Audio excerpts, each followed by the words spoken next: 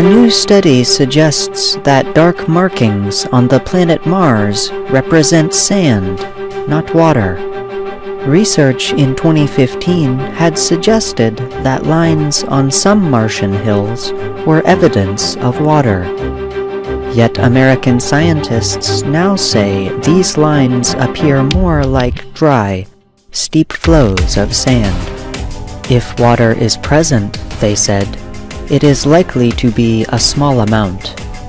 Water in liquid form would be necessary for microbial life. NASA, the American Space Agency, said more research is needed. Michael Meyer is the lead scientist for NASA's Mars exploration program. He noted that the latest study does not reject the presence of water, but, he admitted, it just may not be as exciting as the idea of rivers going down the sides of cliffs.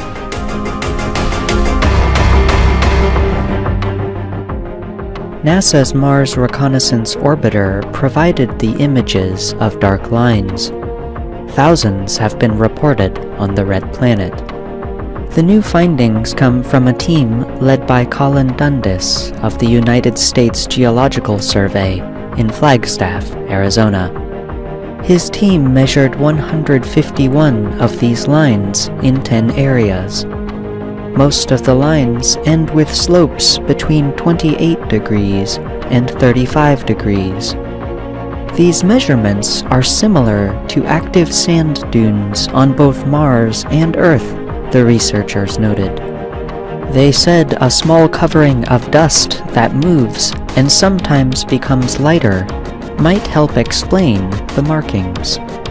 They usually appear in the Martian summertime, then disappear until the next year. If these lines are dry, this suggests that recent Mars has not had considerable volumes of liquid water, the researchers wrote. Dundas and his research team say that many questions remain.